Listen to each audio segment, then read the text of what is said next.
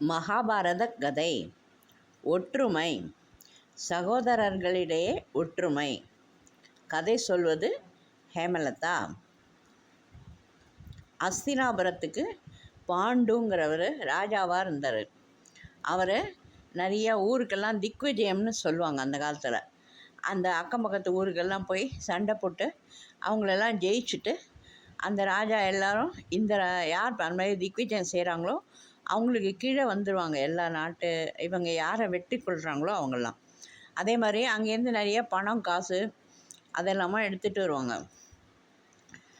ஒரு தடவை அந்த மாதிரி வரும்போது ரொம்ப நாள் நாங்கள் ஊர்லேருந்தே இல்லை, வெளியூர்லேயே இருந்துட்டேன், அதனால் நான் கொஞ்ச நாள் வனவாசம் போகிறேன் அப்படின்னு சொல்லிட்டு அவர் என்ன பண்ணுவார், அவரோட 2 பொண்டாட்டி, குந்தி ஒன்று மாத்ரி ஒன்று, ரெண்டு பொண்டாட்டியும் கூட்டுட்டு வனவாசத்துக்கு போகிறார். குந்திக்கு 3 குழந்தைகள், தருமர், பீமன், அர்ஜுனன். மாத்ரிக்கு நகுலன், சகாதேவன். இந்த 5 பேரும் சேர்ந்து பஞ்சபாண்டவர்கள்னு சொல்லுவாங்க. அவங்க எப்போதும் அவங்க அப்பா சொல்கிற மாதிரி ஒற்றுமையாக தான் இருப்பாங்க.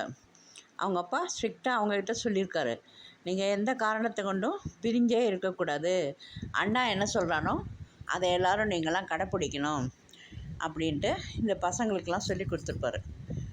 ஒரு நாள் திடீர்னு இந்த பாண்டு ராஜா செத்து போயிடுவார். அப்போது அந்த மாத்திரி 2வது ஒய்ஃப் இருக்காங்கள, அவங்களும் நான் உடன்கட்டையிடுறேன்ட்டு அவங்களோட செத்து போயிடுவாங்க. அப்போது இந்த மீதி 5 குழந்தைங்க இருக்கும். குந்தி தான் அம்மா, ஒரே அம்மா இருப்பாங்க. இவரோட இறுதி சடங்கெல்லாம் செய்யறதுக்காக அஸ்தினாபுரத்துலேருந்து விதுரர் வருவார். அவங்களுக்கெல்லாம் எல்லா ஏற்பாடெல்லாம் பண்ணிவிட்டு இறுதி சடங்குலாம் நெருப்பு வைக்கணும் இல்லையா, அது கொல்லி வைக்கிறது. தர்மர் அவங்க அப்பாவுக்கு கொல்லி வைப்பார்.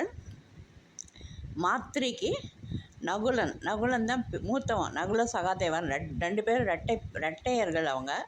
அதனால் நகுலன் தான் பெரியவன். அவன் அவங்க அம்மாவுக்கு கொல்லி வைப்பான்.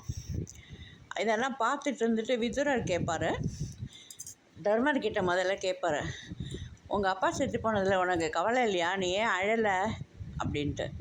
அதுக்கு அவன் சொல்லுவான், நான் அழுதா என்னோடய தம்பிங்க 4 பேரும் என்னையே நம்பியிருக்காங்க, நான் அழுதா அவங்க மனம் உடஞ்சி போயிடுவாங்க, அவங்க தைரியத்தை இழந்துருவாங்க, அதனால் அவங்க முன்னாடி நான் அழலை அப்படின்னு சொல்லுவான். அங்கே போய் மாத்திரையோட பசங்க இருப்பாங்கள்ல, அந்த நகுலன்கிட்ட, ஏன்ப்பா உங்கள் அம்மா செத்து போனது உனக்கு வருத்தமா இல்லையா, நீ ஏன் அழலை அப்படின்னு கேட்பார் விதுரர். அதுக்கு நகுலன் சொல்லுவான், ஐயா நாங்கள் இப்போ அழுதோன்னாக்க எங்கள் அண்ணா மேலேயும் எங்கள் அம்மா இருக்காங்கள்ல இப்போ குந்தி தேவி, அவங்களுக்கும் அவங்க மேலே நாங்கள் நம்பிக்கை வைக்கலைன்னு நினச்சிடுவாங்க, அதனால் அவங்களுக்கு நாங்கள் வருத்தத்தை கொடுக்க விரும்பலை.